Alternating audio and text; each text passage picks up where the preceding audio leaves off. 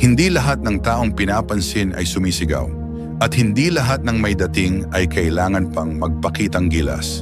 May mga tao talagang kahit walang sinasabi, nararamdaman agad ang presensya nila. Tila ba nagbabago ang enerhiya ng paligid kapag dumating sila. Tumitigil ang usapan. Napapalingon ang mga tao. Hindi ito dahil sa ganda ng katawan o galing magsalita. Hindi rin ito dahil sa kayabangan. Ang tawag dito ay aura, at sa Stoic philosophy, ito ay hindi misteryo, kundi resulta ng isang malalim na disiplina. Sa panahon ngayon kung saan halos lahat ay gustong mapansin, may ibang landas ang isang tunay na Stoic. Hindi siya humihiyaw para mapansin. Hindi siya nagpapabibo para hangaan. Pero siya ang naaalala kahit wala na siya sa eksena. Bakit? Dahil sa presensya niya. At ang presensya niyang iyon ay hindi aksidente. Ininana, inaral at pinanday.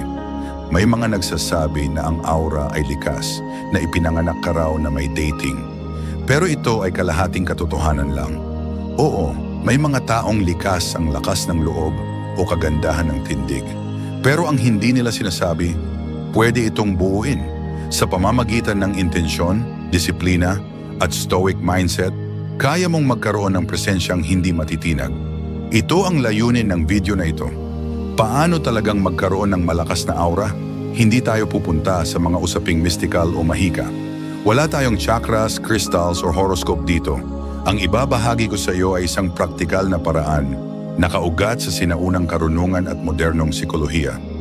Isang gabay na magpapakita kung paano mo mapapaamo ang isip mo, katawan mo, at enerhiyang ibinubuga mo sa mundo para unti-unting mabuo ang aurang nagpaparamdam kahit hindi nagsasalita.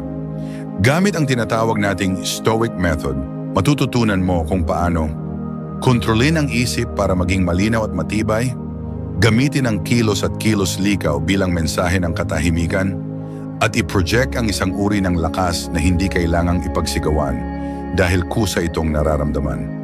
Hindi ito tungkol sa pagpapanggap o pagiging perpekto. Sa katunayan, mas mapanganib ang aura ng isang taong totoo dahil ramdam mo ang lalim niya. Wala siyang inaarte, pero alam mong alam niya kung sino siya. Kung ikaw ay pagod na sa pagpapaliwanag, sa pangungulit, at sa palaging paghahabol, baka panahon na para tahimik na ibalik ang kapangyarihan mo sa sarili mo. Dahil ang Stoic aura, hindi ito para sa mga taong gustong magpasikat. Ito ay para sa mga taong handang magbago, huminahon at magparamdam kahit walang sinasabi or isip. Dito nagsisimula ang presensya. Bago ka magsalita, bago ka pa tumindig, may nauuna sa lahat, ang iniisip mo tungkol sa sarili mo. Yan ang hindi alam ng karamihan. Kapag malakas ang loob mo sa tahimik na paraan, ramdam agad ng paligid. Pero kapag duda, pag-aalinlangan at mental na kalat ang laman ng isip mo, kahit gaano ka pa kagaling, may hindi tumatama. Ang tunay na aura ay hindi galing sa mukha, boses o panlabas na postura. Galing ito sa loob. Sa Stoic philosophy, ito ang tinatawag na inner command. Hindi ito pagyayabang. Ito ay katahimikan na may direksyon. Una mong gawin, buuin ang clarity. Kausapin mo ang sarili mo sa papel. Tuwing umaga, sulatin mo. Ano ang gusto kong maramdaman ngayon? Anong prinsipyo ang hawak ko ngayong araw? Ano ang ayaw kong kontrolin ako? Maliit na bagay, pero pag araw-araw mong ginagawa, nagkakaroon ka ng panloob na estruktura. At kapag may estruktura ka sa loob, kahit tahimik ka, may dating ka. Pero hindi ito sapat kung iniiwasan mo ang pinakatotoo mong kahinaan, ang takot.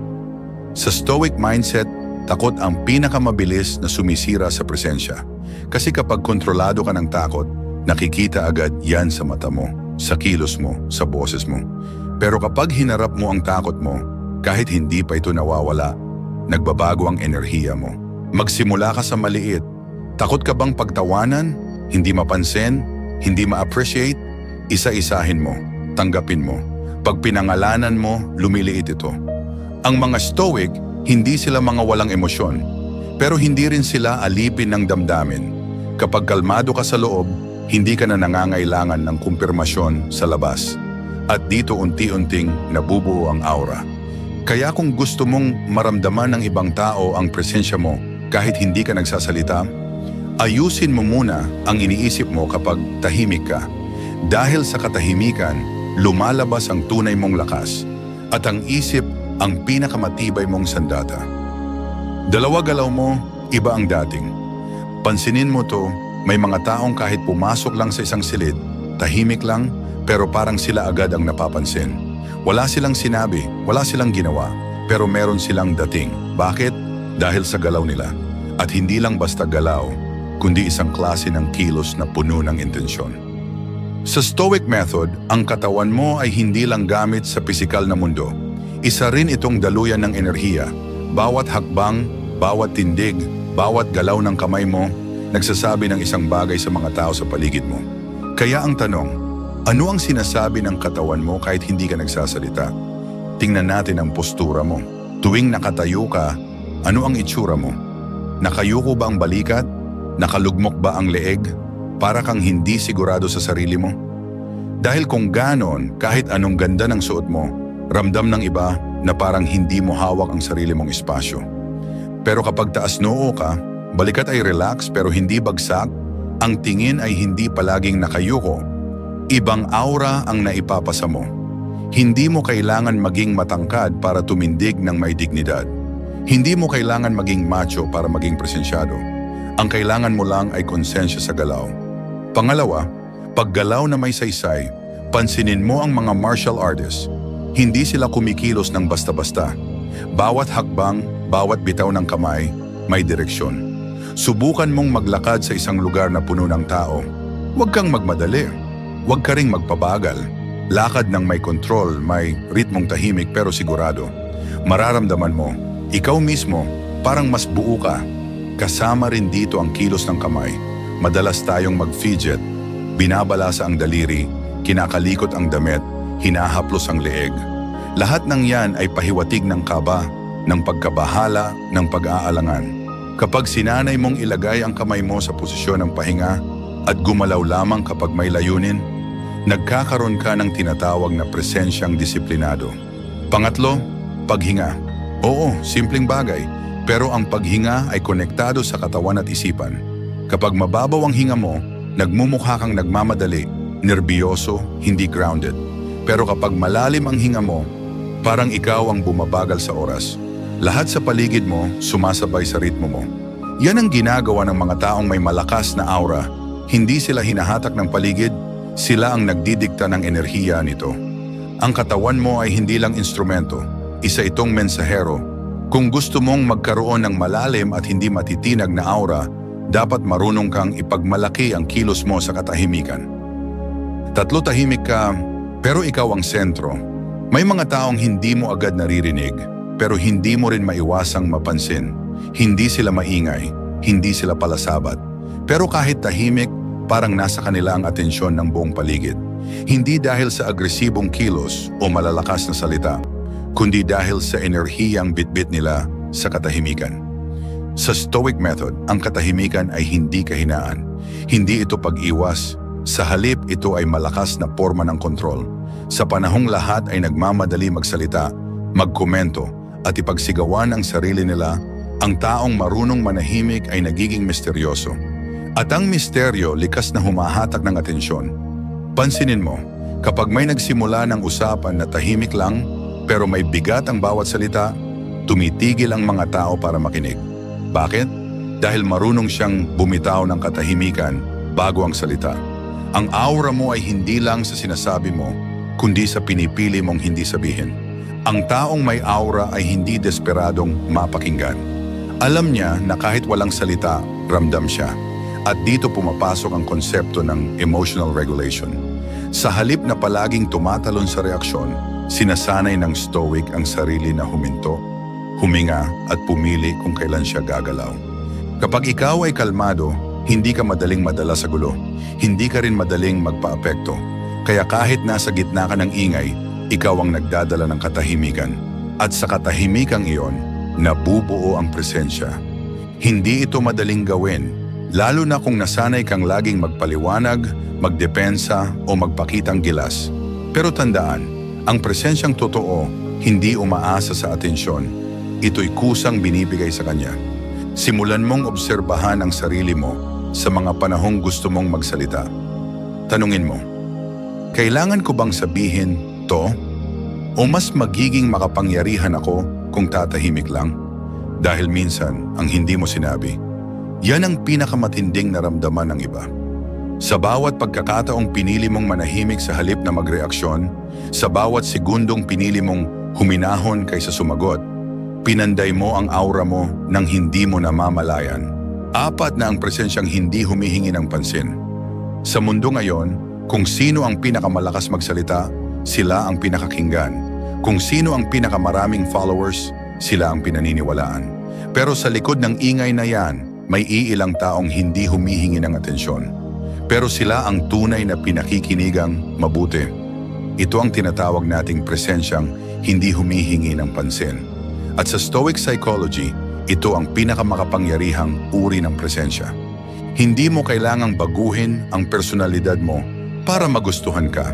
Hindi mo kailangan ng scripted na body language o ng peking ngiti para lamang magmukhang approachable. Sa halip, kailangan mong maging totoo sa sarili mo. Yan ang hindi kayang tapatan ng kahit sinong nagpapanggap. Kapag ikaw ay totoo, may lalim ka.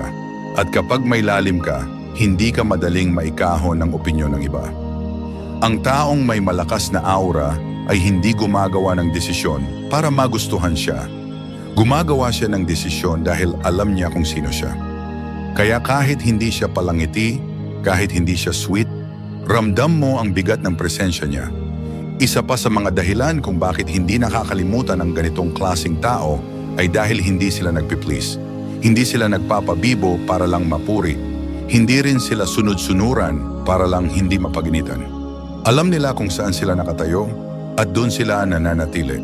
Tahimik man o hindi. Pansinin mo ang sarili mo.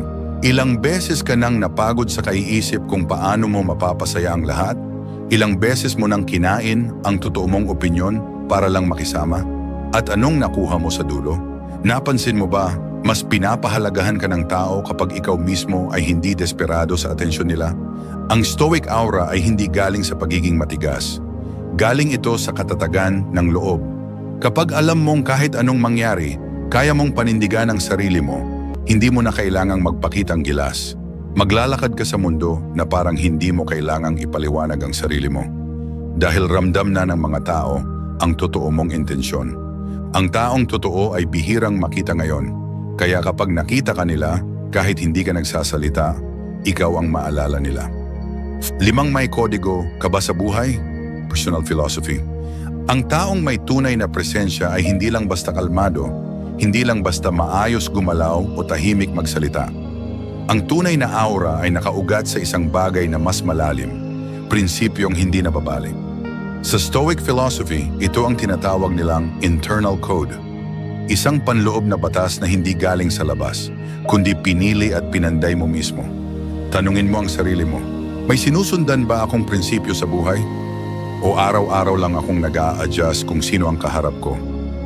Alam ko ba kung ano ang hindi ko kailanman papayagang masira?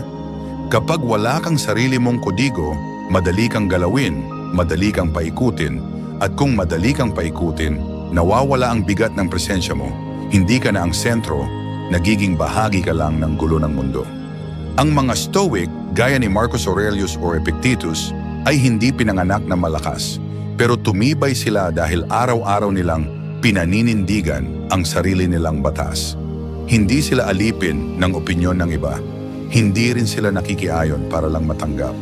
Ginagalang sila, hindi dahil perfect sila, kundi dahil hindi nila binabali ang sariling paniniwala kahit mahirap. Subukan mong gumawa ng sarili mong 3 prinsipyo. Huwag mahaba, simple lang. Halimbawa, hindi ako magsisinungaling kahit kailan. Hindi ako magmamadaling mag-react. Hindi ako lalaban sa respeto. Itong 3 ito, ulit-ulitin mo sa isip mo sa bawat desisyon. Dahil ang taong may sariling pamantayan ay parang ilog na may bangin. Kahit gaano kalakas ang ulan, hindi siya basta-basta lumalagpas sa sariling daluyan. Kaya minsan, kapag may taong tahimik pero parang hindi mo matibag, baka hindi dahil sa lakas ng katawan niya, kundi dahil may kodigo siyang sinusunod. At yan ang nagbibigay sa kanya ng aura na hindi basta-basta mababalik. Sa mundong lahat ay pabago-bago, Ang taong may sariling batas ay parang poste sa gitna ng bagyo. Hindi siya palaging tama, pero siya ay palaging buo. Siyam na hindi ka makalimutan kahit wala ka na. May mga taong kapag wala na, agad ding nalilimutan. Pero may ilan kahit sandali mo lang nakasalamuha, hindi mo na malimutan. Bakit? Hindi dahil sa sigaw nila, hindi dahil sa drama, kundi dahil sa presensyang iniwan nila. Tahimik pero matatag. Ang tunay na aura ay hindi lang nakikita habang nariyan ka. Ang pinakamalalim na presensya ay yung nararamdaman pa rin kahit wala ka na sa silid. At sa Stoic Method, ito ang sining ng lasting impact. Hindi mo kailangang maging sikat para maalala. Hindi mo kailangang magsalita ng madalas para maramdaman. Ang kailangan mo lang ay mamuhay ng may consistency. Kung paano ka kumilos sa harap ng tao, ganoon ka rin kapag walang nakatingin. Kapag totoo ka sa sarili mo at paulit-ulit mong pinaninindigan yan, nag-iiwan ka ng marka. Isang halimbawa, isipin mo yung taong hindi pala sabat. Pero kapag nagsalita, biglang napapatahimik ang lahat. Hindi siya mapagpaliwanag. Pero kapag nawala siya, mapapansin mong tahimik ang paligid, parang may kulang. Dahil siya ang tipo ng taong hindi mo agad napapansin. Pero siya ang hindi mo rin basta-basta malilimutan. Paano mo ito magagawa? Simulan mo sa simpleng pagkilos na consistent. Kung mapagpakumbaba ka, panindigan mo kahit may tukso na magpakita ng yabang. Kung marespeto ka, panindigan mo kahit hindi ka nirerespeto. Dahil ang aura ay hindi lang kung ano ang ipinapakita mo, kundi kung gaano katibay ang pinaniniwalaan mong ikaw pa rin kahit nagbabago ang paligid. Kapag may ganito kang consistency, nababago mo ang pakiramdam ng ibang tao kahit wala kang sinasabi. Ikaw ang klase ng tao na kapag nawala, may hangin ang pagkatao mong nananatili. May bigat, may tahimik na alaala, at yan ang pinakamataas na anyo ng aura. Kapag hindi ka na kailangang ipaalala, pero hindi ka rin kayang kalimutan. Ang Stoic aura ay hindi pansamantala. Hindi ito para lang sa social media. Ito'y isang uri ng paninindigan na kahit kailan, hindi mo ibinaba. At dahil doon, kahit wala ka na, ikaw pa rin ang iniisip ng iba. Bonus, araw-araw na ritual para patibayin ang aura mo. Hindi sapat ang minsanang paggising ng presensya. Ang tunay na aura, yung tahimik pero ramdam, ay pinapanday araw-araw. Parang pag-ehersisyo, hindi pwedeng isang beses lang. Dito papasok ang tinatawag nating Stoic Daily Ritual. 5 simpleng hakbang, pero kapag naging ugali mo, magugulat ka na lang. Iba na ang dating mo. Una, simulan ang araw sa katahimikan bago ka pa magbukas ng cellphone. Bago mo patingnan ang notifications, umupo ka muna. 5 minuto lang, walang tunog, walang galaw. Huwag mong piliting isipin ang kahit ano, basta hayaan mong marinig mo ang sarili mong paghinga. Ang ganitong simpleng practice araw-araw ay nagbibigay ng grounding. Sa modernong mundo na laging nagmamadali, ang taong marunong huminto, siya ang tunay na makapangyarihan. 2, isulat ang intensyon mo. Isang pangungusap lang bawat umaga. Ngayon, pipiliin kong maging at tapusin mo. Maaring kalmado is totoo o hindi reactive. Ang pagsusulat ng intensyon ay parang pagpasa ng direktiba sa utak mo. Kapag malinaw ang layunin, malinaw ang kilos. At kapag malinaw ang kilos, tumitindi ang presensya. 3, obserbahan, huwag agad tumugon. Gawin mong layunin araw-araw na sa kahit isang sitwasyon, piliin mong hindi muna magsalita. Sa halip, obserbahan mo ang tao, ang tono niya, ang kilos niya, ang sinasabi ng katawan niya. Ito ang Stoic way, paunahin ang pag-intindi bago ang pagtugon, at sa prosesong ito, mas lumalalim ang aura mo. Dahil ang taong hindi agad nagre-react, siya ang may hawak ng kontrol. 4, check your posture. Itakda mo ang alarm ng cellphone mo ng 3 beses sa isang araw. Bawat tunog, tanda ng tanong, ano ang postura ko ngayon? Tuwing maririnig mo yon, i-adjust mo. Balikat pa atras, leeg tuwid, dibdib bukas. Hindi mo kailangang may kausap. Ang katawan mong disiplinado ang nagsasabi kung anong klaseng tao ka. 5, tapusin ang araw sa salamin. Bago ka matulog, tumingin ka sa sarili mong mata. Wala kang kailangang sabihin. Tingin lang ng 2 minuto. Bakit? Dahil karamihan sa tao hindi makatingin sa sarili nila.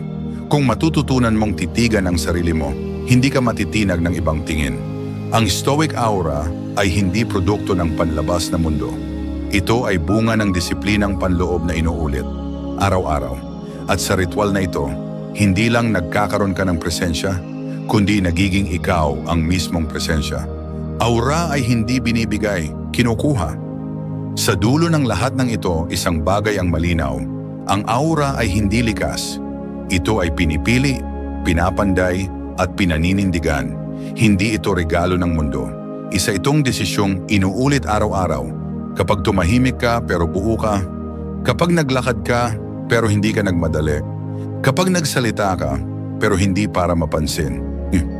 Doon nagsisimula ang presensyang hindi matitinag. Hindi mo kailangang ipagsigawan ang halaga mo. Kapag totoo ka, kusa kang nararamdaman. Kapag disiplinado ka, kusa kang ginagalang. Kapag consistent ka, hindi ka makakalimutan. Kaya ngayong tapos mo na ang video, tanungin mo ang sarili mo. Ramdam ba talaga ako? Kahit tahimik ako. Kung gusto mong simulan ang pagbabagong ito, i-comment mo ang salitang presensya sa baba. At kung naramdaman mong may saysay ang video na to, mag-subscribe ka. Hindi dahil sinabi namin, kundi dahil alam mong may susunod pang nilalaman na tutulong sa iyong tahimik pero malakas na lumakad sa mundo.